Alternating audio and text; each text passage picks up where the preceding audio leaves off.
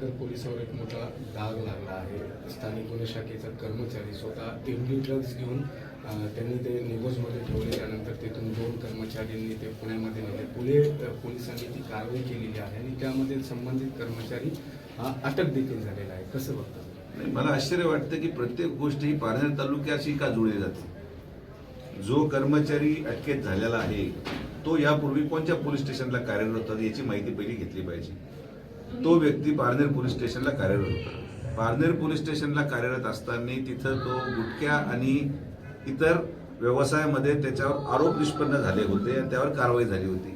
असं असल्यावर देखील पारनेर पोलीस स्टेशनहून एका व्यक्तीची बदली नगरच्या LCP मध्ये होते. तर पहिला माझा प्रश्न की कोणाच्या शिफारशीने ती बदली झाली याचं उत्तर SP द्यावं लागेल.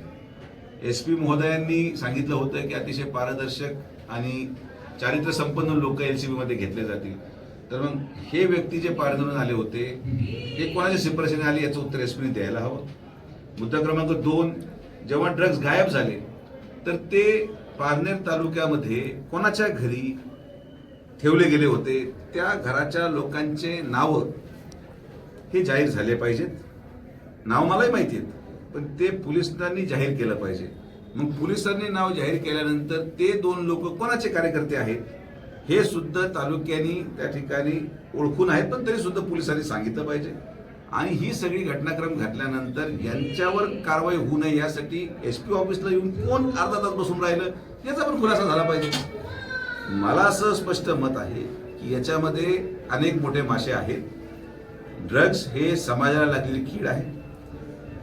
जो कोणी याला पाठबळ देत असेल जनता सगळ्या आता गोष्टी हळूहळू खुल्या होतील.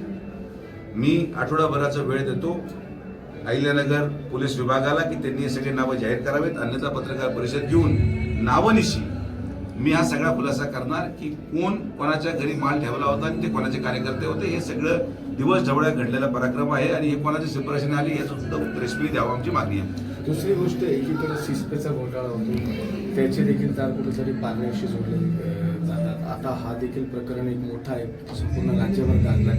याचा देखील कुठेतरी तार पारनेरशी जोडले गेले. मात्र ही घटना घडत असताना कुठेतरी पाठीशी घालतात किंवा काय लपवण्याचा प्रयत्न करतात असं वाटतं. मी असं म्हणणार नाही. SP आपलं काम करत आहेत पण SPनी समाजापुढे एवढं मोठ्या 20 कोटीच्या ड्रग्जचा रॅकेट जेव्हा श्रीरामपूरमध्ये हे सगळे ड्रग्ज जप्त झाले तर या कॉन्स्टेबलनी त्या ठिकाणी 10 किलोचा रवा ठेवून 10 किलोचे ड्रग्ज बाहेर काढले. असे तर हुशार लोक आहेत आपले. आणि मग अशा प्रकारे जर पोलीस पारदर्शक काम करत आहे तर पोलिसांनी प्रेस घेऊन या सगळ्या गोष्टींचा खुलासा करणं अपेक्षित आहे. आणि आमची ठाम मागणी आहे पोलिसांनी पोलिसाची भूमिका बजवावी. कोणत्याही दबावाला बळी न पडता त्यांनी सगळे नावं पडद्यामागचे पुढे आणावेत अशी आमची मागणी आहे. दादा, एक कर्मचारी पोलीस मुख्यालयातून जिथं मुद्देमाल ठेवला जातो इथून एवढी चोरी केली जाते. वरिष्ठ अधिकाऱ्यांनी याची कल्पना नसावी काय वाटतं तुम्हाला? नाही, आता शेवटी लक्षात घ्या की सगळेच आरोपी आहेत असं म्हणणं चुकीचं राहील. पण तो कर्मचारी मुळच जो LCP मध्ये घेतला गेला तो LCP मध्ये घेतला गेलेला कर्मचारी हा कोणाच्या शिफारशीने घेतला हे त्याचं महत्वाचा भाग आहे. आणि आमची आज स्पष्ट मागणी आहे की जो आरोपी आहे जेवढे आरोपी आहेत ते 2 ज्यांच्या घरावर माल ठेवला होता आणि जो पोलीस स्टेशनवर घेऊन गेला या सगळ्यांचे CDR रेकॉर्ड हे कोणाच्या संपर्कात होते हे जनतेपुढे आलं पाहिजे. ही गोष्ट एवढी मोठ्या प्रमाणात दाबली जाते. मी आभार व्यक्त करेल आमच्या सगळ्या पत्रकारांचे की त्यांनी ही बातमी अतिशय मोठ्या प्रमाणात बाहेर आणली. आणि पत्रकार आणि लोकप्रतिनिधी हे ड्रग्जच्या विरोधातल्या मोहीममध्ये एकत्रित आहेत. आणि म्हणून तुम्हालाही देखील मी विनंती करतो की हे दाबलं जाऊ देऊ नका. हे जनतेपुढे आलं पाहिजे आणि याच्यामधले मुख्य सूत्रधार देखील CDR रिपोर्टच्या माध्यमातून बाहेर येतील माझी खात्री आहे. पारनेरला चुनावर आणि त्यांच्या साथीदारांवर जे आहे न्यायालयाने त्यांचा जामीन फेटाळलेला आहे पहिल्याच्या विनयभंग आणि मारहाण प्रकरणी. 1 आठवड्यात हजर राहण्याचे आदेश दिले. आता खरं या केसची माहिती मी घेऊन राहिलो. मी काल आजारी होतो जरा त्यामुळे मला काय पेपरमध्येच माहिती आली की असं असं झालेलं आहे. पण आता ही दुर्दैवी घटना आहे की अशा प्रकारे लोकप्रतिनिधींच्या बाबतीत आणि त्यांच्या घरामध्ये अशा गोष्टी घडत असतील अशा वर्तमानपत्रामध्ये बातम्या येत असतील तर मला असं वाटतं की न्यायव्यवस्थेवर विश्वास ठेवून एवढं सगळं त्याच्यामध्ये पडून जाण्याची आवश्यकता नाही. जे काही न्यायव्यवस्था आहे त्या न्यायव्यवस्थेवर विश्वास ठेवून त्याच्या पुढे गेलं पाहिजे. पण ठीक आहे, आता ती घटनाक्रम घडलेली आहे. ते ज्यांनी ती पिटिशन केली होती ते पानमन म्हणून महिला होत्या ज्या बहुतेक गर्भवती पण होत्या त्या कालावधीमध्ये जेव्हा या घरामध्ये घुसून हे करण्यात आलं आणि हे लोकसभेच्या माझ्या मते निकालाच्या एक दुसऱ्या तिसऱ्या दिवशी घडलेला प्रकार होता. पण साधारणतः 2 वर्ष उलटले, 2 वर्षामध्ये भरपूर पुलाखालून पाणी गेलं.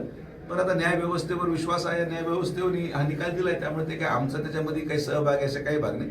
हे आता मी इथं सकाळी आल्यापासून मला 1-2 लोक भेटले, त्यांनी मला सांगितलं, तुम्ही आता माहिती घेतो काय झालं एक्झॅक्ट.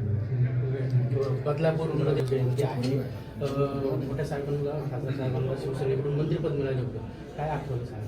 नाही, आता आज मी सकाळीच आमच्या सगळ्या म्हणजे मला आमदार साहेबांच्या, माझ्या किंवा सगळ्यांच्याच महाराष्ट्रात जेवढे हिंदू प्रेमी आहेत सगळ्यांच्या इंस्टाग्राम आणि सोशल मीडियावर पोस्ट ऑलरेडी झालेली आहे की हिंदू हृदय सम्राट एकच होते या देशामध्ये, या महाराष्ट्रामध्ये. आणि आज त्यांची जयंतीनिमित्त मला असं वाटतं की स्वर्गीय बाळासाहेबांचं योगदान हे हिंदुत्वासाठी, मराठी माणसासाठी जेवढं राहिलंय आणि आज जर मुंबई आहे तर ते फक्त आणि फक्त स्वर्गीय बाळासाहेबांमुळं आहे. मुंबई जर मराठी माणसाची राहिली तर ते स्वर्गीय बाळासाहेबांमुळं राहिली. आणि त्या व्यक्तीचं योगदान हे ना कोणी विसरू शकतं आणि नाही त्यांच्या इतक्या उंचीवर कोणी जाऊ शकतं. तर आज त्यांच्या जयंतीनिमित्त आम्ही सगळ्यांच्याच वतीने त्यांच्या स्मृतीस विनम्र अभिवादन करतो.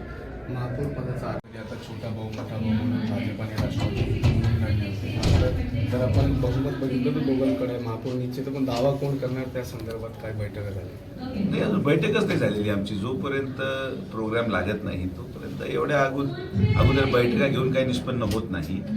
माननीय मुख्यमंत्री, माननीय उपमुख्यमंत्री आणि पालकमंत्री या तिघेही लोकांचा एकदा निर्णय आला की त्या निर्णयाची अंमलबजावणी करण्याचं आमच्या दोघांचं काम आहे.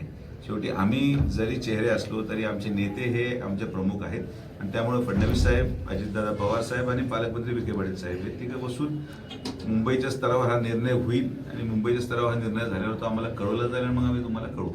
31 तारखेचा निवड कार्यक्रम जाहीर झालेला आहे. शिंदे सेना स्वबळावर लढली होती. जर वरून शिंदे सेनेला सोबत दिला आहे, मात्र ओबीसी आणि कुणबी ओबीसी असं पुन्हा एकदा वाद तुमच्या माझ्या पदाधिकाऱ्यांनी मूळ ओबीसींना महापौर करण्याची मागणी केली. नाही, आता मागणी लोक करत असतात, मागणी करायला काही गैर नाही. माझ्या दृष्टिकोनातून मी जाती आणि धर्म या सगळ्या प्रक्रियेपासून लांब राहणारा माणूस. तुम्हाला माहिती आहे मी कधी याचं भाष्य केलं नाही. प्रभाग क्रमांक 7 मध्ये आज आपण हीच गोष्ट मोडून काढण्यासाठी ओपन जागेवर, सर्वसाधारण जागेवर एक ओबीसीचं सीट दिलं आणि जनतेने 1 नंबरच्या मताने त्या प्रभागात निवडून दिलं.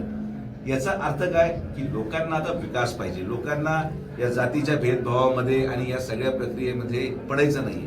आणि त्यामुळं एखाद्याने मागणी केली असेल तर ते विचार, त्या मागणी तर निश्चित करू, पण आम्ही देखील सगळ्यांचा सन्मान करून आम्ही पुढे चालतोय. एक उदाहरण ते झालं, आज गटनेता करताना भारतीय जनता पार्टीने अहिल्यानगर म्हणून ही पहिली वेळ आहे की एका धनगर समाजाच्या व्यक्तीला आपण गटनेता केलं भारतीय जनता पार्टीचं. कारण की अहिल्यानगर नुसतं नाव बदलून आपल्याला त्याचा आनंद साजरा करण्यापेक्षा आपण कृतीतून हे करून दाखवलं की आज अहिल्यानगर झालंय. महानगरपालिका अहिल्यानगरची पहिल्यांदी बसते. त्यामुळे भारतीय जनता पार्टीचा गटनेता हा धनगर समाजाचा भाव हे आम्ही करून दाखवलंय. त्यामुळे फार जास्त जाती आणि या विवादामध्ये न जाता मला असं वाटतं की सगळे एक समान आहेत आणि जर एखाद्याकडे ओबीसी दाखला असेल बरोबर तर ते शासनाने दिलेलं आहे. म्हणजे याचा अर्थ या वादामध्ये न पडता आपण अहिल्यानगर शहराच्या विकासावर चर्चा केली पाहिजे. जनतेने फुल मॅन्डेट राष्ट्रवादी काँग्रेस भारतीय जनता पार्टीला दिलेला आहे. लवकरच महापौर आणि उपमहापौरची निवड जाहीर होईल आणि काही जरी उमेदवार कोणी जरी असला तो कोणत्याही पक्षाचा असला तरी मला असं वाटतं की त्याच्यावर फार जास्त गांभीर्य शहरामध्ये घेतलं जाणार नाही. लोकांना विकास पाहिजे ते आम्ही दोघं मिळून करून दाखवू. थँक्यू. केलेला आहे. विरोधक आता पुन्हा एकदा गृह खात्यावर संताप व्यक्त करता येते. नाही, बदलापूरचं मला खरंच माहिती नाही. म्हणजे मी जर तशी घटना घडली असेल तर ते 100% निंदनीय आहे. आणि मी अनेक वेळेस याच्यामध्ये नुसतं गृह विभाग नव्हे पण शालेय शिक्षण विभाग आणि हे सगळ्या विभागाने देखील ज्या पद्धतीने शाळा उघड्यात चालल्या आहेत, एक बाजार मांडला गेला. कोणालाही शाळेच्या परवानग्या दिल्या जातात, कोणीही टपऱ्यासारख्या जर शाळा उघडत गेल्या तर मग नियंत्रण कसं राहणार?